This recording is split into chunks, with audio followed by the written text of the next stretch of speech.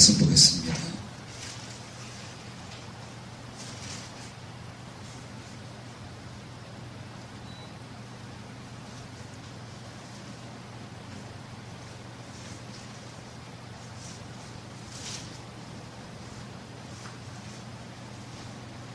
네, 오늘 요한복음 4장 23절 아버지께서 참으로 예배하는 자들은 이렇게 시작이 되죠. 우리 요한복음 4장 23절 강민 읽어주세요. 강민이.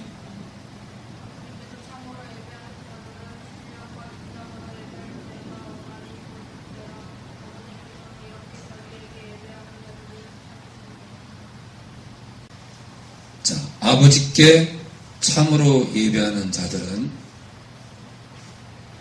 신령과 진정으로 예배할 때가 오나니 곧 잇따라. 아버지께서는 이렇게 자기에게 예배하는 자들을 찾으시느니라. 참으로 아버지께 예배하는 자들은 어떤 자들이냐? 신령과 진정으로 예배할 때가 온대요. 신령과 진정으로 예배하는 게 참으로 예배하는 거래요. 신령과 진정으로. 성령 안에서 그리스도의 이름으로. 성령 안에서 또 그리스도의 이름으로 예배드리는 게, 그렇죠? 예수님의 이름으로 성령과의 연합하면서. 신령과 진정으로 예배할 때가 오는데 곧 잇따라. 아버지께서는 이렇게 자기에게 예배하는 자들을 찾는데요. 어떻게 해요? 이렇게. 어떻게 해요? 신령과 진정으로 예배 드리는 거. 어떻게 아버지께 예배 드리는 거라고요?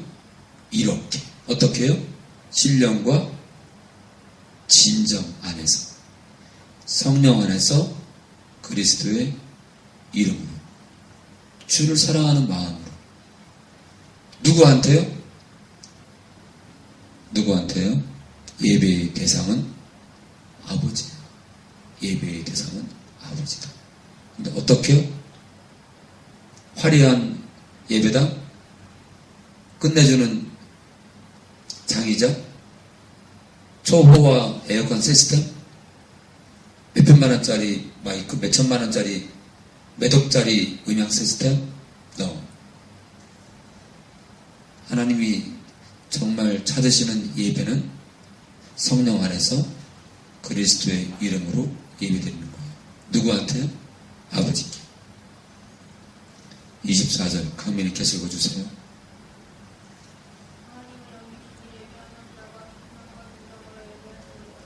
하나님은 영이시니 예배하는 자가 신령과 진정으로 예배할지니라.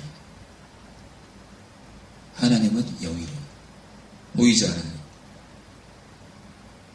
하나님은 영이기 때문에 예배하는 자가 어떻게 예배드려야 돼요? 하나님 보이잖아요. 그래서 어때요? 우리가 예수님을 믿으면 아버지를 믿는 거잖아요. 우리가 예수님을 영접하면 아버지를 영접하는 거잖아요. 그렇기 때문에 성령 안에서 그리스도의 이름으로 예배를 드리게 되면 곧 그게 누구를 향한 예배예요? 곧 아버지를 향한 예배예요. 그래서 성령 안에서 그리스도의 이름으로 예배드리는 것은 진정한 예배의 방법이에요. 그런데 어때요? 교회들은 자꾸 테크닉을 가미하고 프로그램을 집어넣고 합니다. 그래야 많은 영혼들이 하나님을 만날 것 같고 교회 안에 많은 영혼들이 더 찰 것 같고. 그렇지 않죠.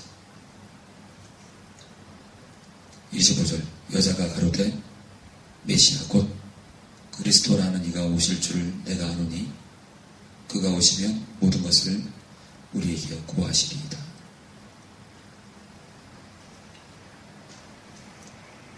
이 사마리아 여자가 주님께서 그런 말씀을 하시니까 그리스도라 하는 이가 오시면 모든 것을 우리에게 말할 거래요. 진정한 예배가 뭔지, 우리가 누구를 향해서 예배를 드려야 될 것인지 그리스도가 오시면 다 얘기할 것이다. 그러니까 당신이 그렇게 말하는 거 난 믿을 수 없어. 당신은 그렇게 생각하세요? 그런데 정말 그리스도가 오시면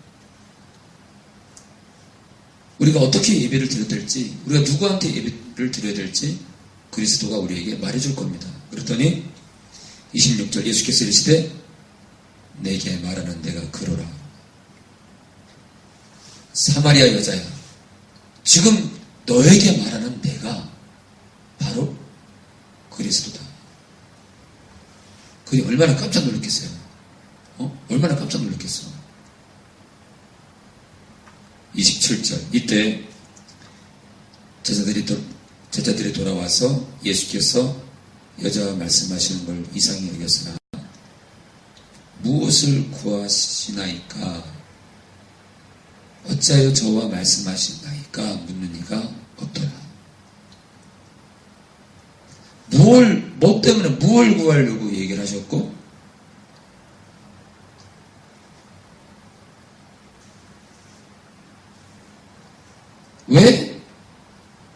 왜 대화를 하는지를 묻질 않던 거예요. 28절 여자가 물동이를 버려두고 동네에 들어가서 사람들에게 이르되, 지금 보면은 물동이를 놔뒀대요. 물동이를 두고 마을로, 동네로 들어간 거예요. 그러니까 급한 거예요, 안 급한 거예요? 급한 거예요. 그러니까 자기 남편을 불러오라 할 때부터, 그 남편 얘기할 때부터, 또 신령과 진정으로 예배드려야 된다는 그 말씀하는 것부터, 지금 내게 말한 내가 바로 그 그리스도라는 그 말을 딱 할 때 물을 달라고 하던 그 장면부터 이야기를 떠올려 보니까 이분이 그리스도네. 이게 막 뛰어가가지고 물동이도 버려두고 들어가서 사람들한테 막 말하는 거예요. 그러니까 어떤 거예요? 물을 들어왔는데 물동이를 놔두고 들어갔어요. 어떤 거예요? 기쁜 거예요.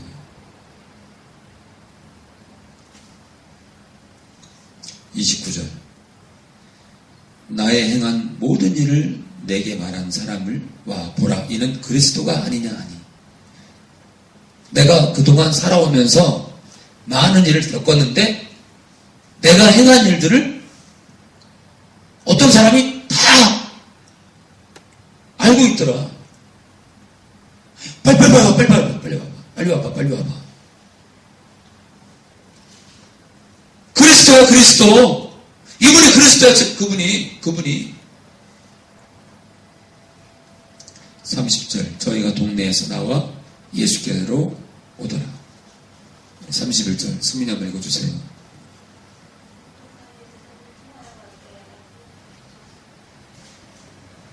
그 사이에 제자들이 통하여 가로되 라비여 잡수소서. 많은 사람들이 이제 예수님께로 왔어요. 근데 그 사이에 사마리아 여자가 동네로 뛰어 들어가서 막 외치고 사람들을 데리고 오는 사이에 제 아들이 동네에 들어가서 먹을 걸 구해왔나 봐요. 그랬더니 예수님께서 32절 가라사대 내게는 너희가 알지 못하는 먹을 양식이 있느니라. 너희가 알지 못하는 양식이 있대요. 먹을 걸 구해왔는데 나는 먹을 게 따로 있대.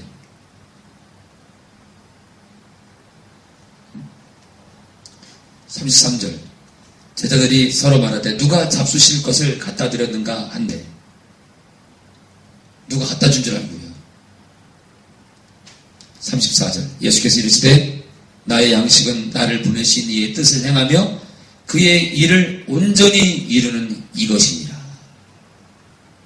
예수님의 양식이 뭐냐? 나를 보내신 이 하나님 아버지죠. 아버지의 뜻을 행하는 게 예수님의 양식이고 그의 일을 온전히 이루는 게 예수님의 양식이에요. 그러니까 예수님이 무엇으로 배부르냐면 아버지의 뜻을 행하고 그 뜻을 온전히 이루는 게 예수님의 양식이래요. 양식. 주님의 양식은 아버지의 뜻을 행하며 아버지의 일을 온전히 이루는 거예요. 근데 우리 교회 직분자나 또는 우리 성도님들이나 또는 목회자들이 우리가 정말 해야 될 게 뭐예요? 아버지의 뜻을 행하고 아버지의 뜻을 온전히 이루는 게 정말 우리가 해야 될 일이 뭐냐면 우리가 다들 직업이 있지만 우리가 정말 해야 될 게 뭐예요? 아버지의 뜻을 행하고 아버지의 뜻을 온전히 이루는 거예요. 그게 우리의 사실 본업이 돼야 돼요. 그러니까 우리가 목사건 그 누구건 어떤 직업을 갖고 있건 우리의 본업이 뭐가 돼야 되냐면 회사에 많이 묶여있지만 우리의 마음이 온전히 어디에 가 있어야 되냐면 아버지의 뜻을 행하고 그 아버지의 뜻을 온전히 이루는 일에 우리의 온 마음이 가 있어야 돼요.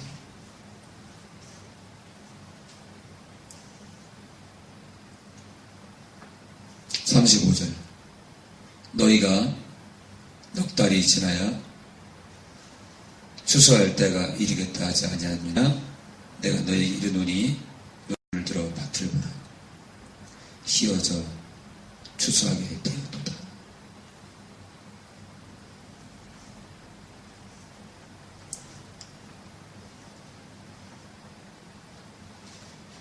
자, 이스라엘 같은 경우는 이제 4월 달에 추수가 있어요. 4월 달에. 12월 달에 심고요. 4월 달이 되면 추수를 합니다. 어떤 그런 기간적인 넉 달의 개념이 아니라 그렇게 넉 달이 차면 추수를 할 수 있듯이 그렇게 넉 달이 차면 추수하지 않느냐 마찬가지로 내가 너희에게 이르노니 눈을 들어 밭을 보라 희어져 추수하게 되었도다. 주님께로 아버지께로 영혼들을 인도할 자들이 많다는 거예요. 추수할 자들이.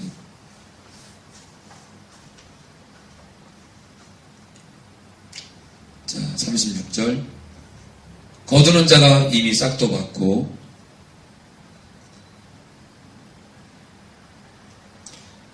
영생에 이르는 열매를 모으나니 이는 뿌리는 자와 거두는 자가 함께 즐거워하게 하려 함이니라. 거두는 자가 이미 싹도 받고 영생에 이르는 열매를 모으나니 여기서 열매는 영혼들이죠. 거두는 자가 이미 싹도 받았대요. 어떤 거예요? 우리가 추수를 하게 되면 기쁨이 있잖아요. 기쁨이.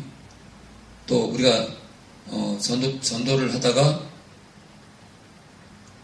우리가 전도하고자 하는 영혼이 주님을 만나게 되고 하게 되면 어때요? 기쁨이 충만하죠. 또 영생에 이르는 열매를 모으나니 영혼들이죠. 영혼들이 찬다 이거죠. 이는 뿌리는 자와 거두는 자가 함께 즐거워하게 하려 함이니라.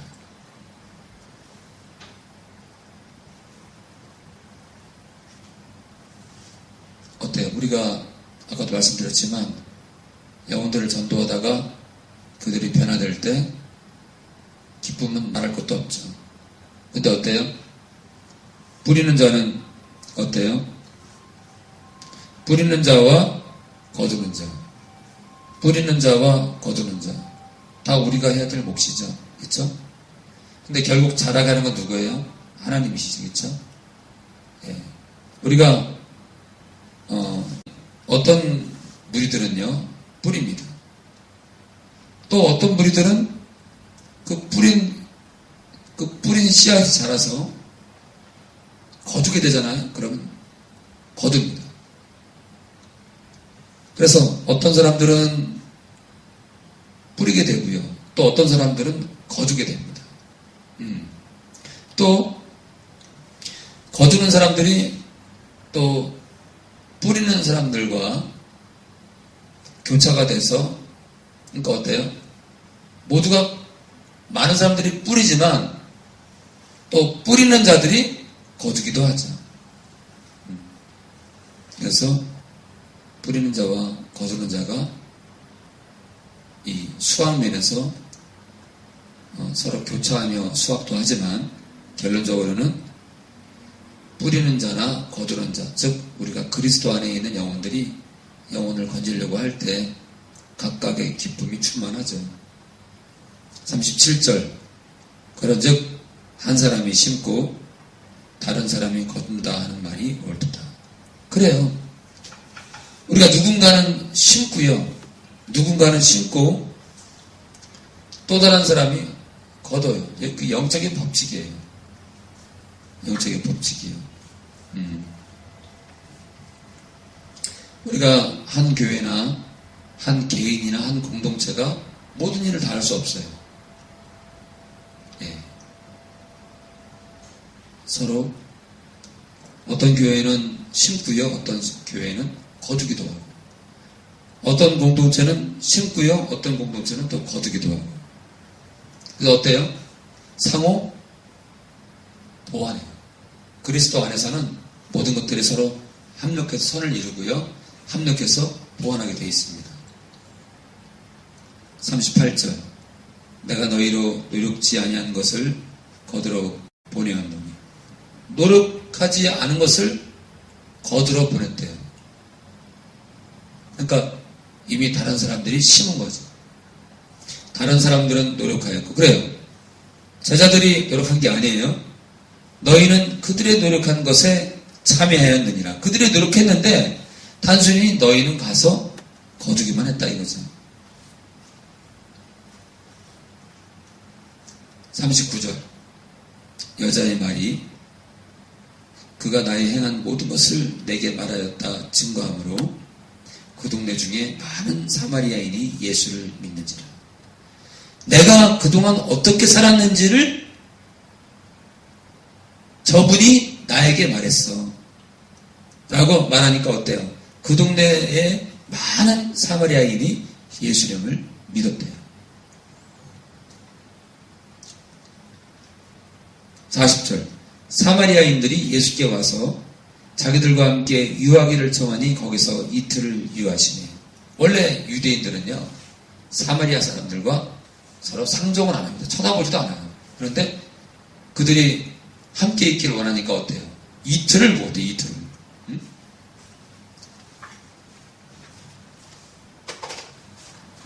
이틀을 묵었대요. 이틀을. 이게 많이 묵은 거죠. 많이. 굉장히 많이 묵은 거예요.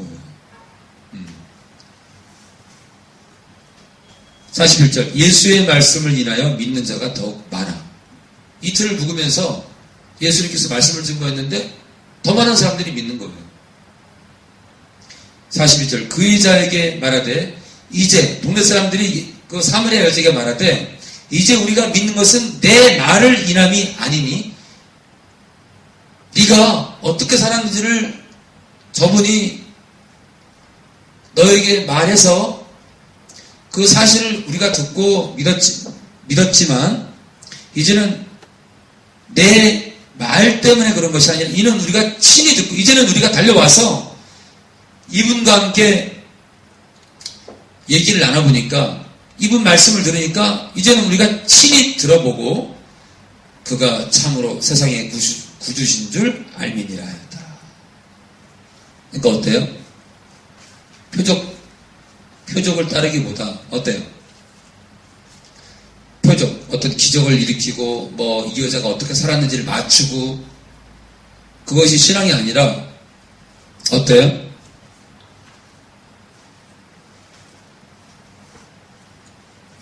네 말을 인함이 아니니 우리가 친히 듣고 그를 믿는다는 거예요.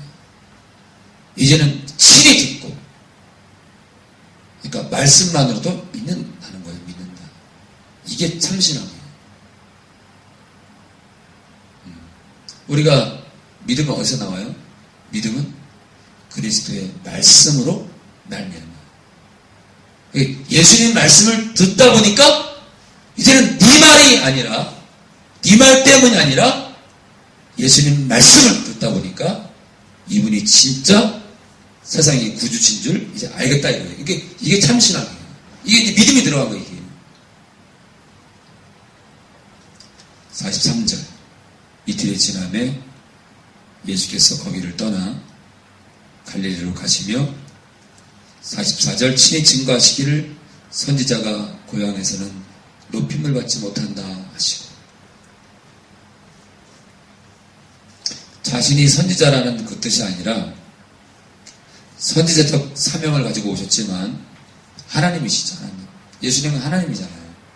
그러니까 자신을 말하는 게 아니라 자신과 같이 옛적 선지자들이 하나님 말씀을 전할 때 고향에서 인정받지 못했다는 얘기를 하시는 거예요. 마찬가지로 그러하듯이 나 또한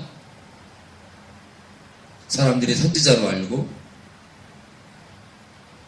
이 땅을 정복하기 위한 임금으로 모시려고 하고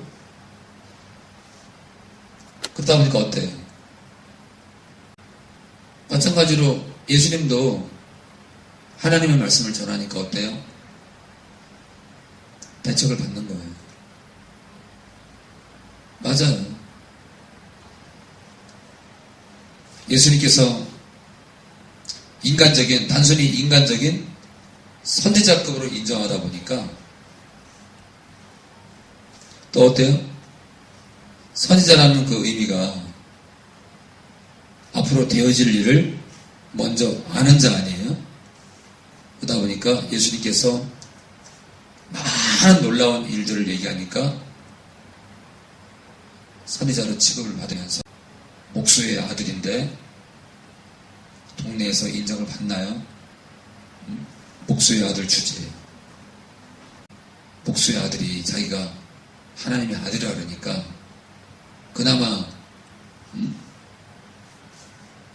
또 선지자로 취급한다 하더라도 가스럽잖아요. 믿기지 못하는 거예요. 45절 갈릴리에 이르심에 갈릴리인들이 그를 영접하니 이는 자기들도 명절에 갔다가 예수께서 명절 중 예루살렘에서 하신 모든 일을 보았습니다. 갈릴리인들이 그를 영접했다. 왜냐하면 예루살렘에서 하시는 일들을 봤대요. 예루살렘에서. 46절 예수께서 다시 갈릴리 가나에 이르시니 전에 물로 포도주를 만드시는 곳이라. 왕의 신하가 있어 그 아들이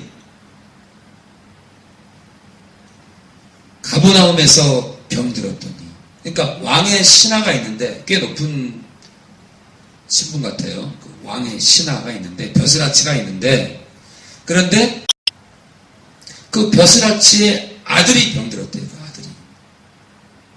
47절 그가 예수께서 유대로부터 갈릴리에 오심을 듣고 가서 청하되 내려오셔서 내 아들의 병을 고쳐주소서 하니 저가 거의 죽게 되었습니다. 왕의 신하가 있는데 그 신하의 아들이 병들었어요. 근데 죽을 것 같아요. 그래서 예수님께 사람을 보내가지고 내 아들의 병을 고쳐달라고 부탁을 한 거예요. 그랬더니 48절 예수께서 가라사대 너희는 표적과 기사를 보지 못하면 도무지 믿지 아니하리라. 기적을 일으켜야 너희는 꼭 믿는다. 49절 신하가 가로되 주여 내 아이가 죽기 전에 내려오셔서. 죽을 뼈에 걸렸나봐. 근데 예수님은 뭐라 그래요? 너희는 왜 표적과 기사를 봐야 믿냐 이거예요.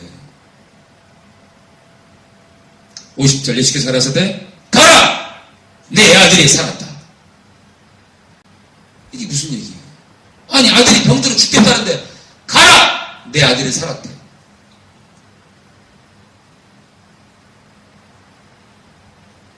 하신데 그 사람이 예수의 하신 말씀을 믿고 가더니 51절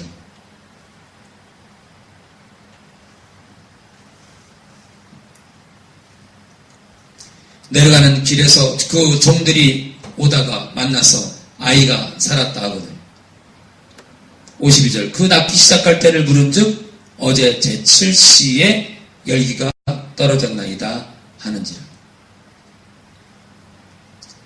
53절 아비가 예수께서 내 아들이 살았다 말씀하신 그때인 줄 알고 자기와 그 온 집이 다 믿으니라. 54절 이것은 예수께서 유대에서 갈릴리로 오신 후 행하신 두 번째 표적입니다.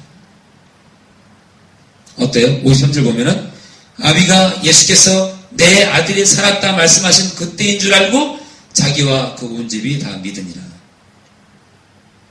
그러니까 자기와 온 집이 다 믿은 게 뭐 때문에 믿은 거예요? 기적이죠, 기적.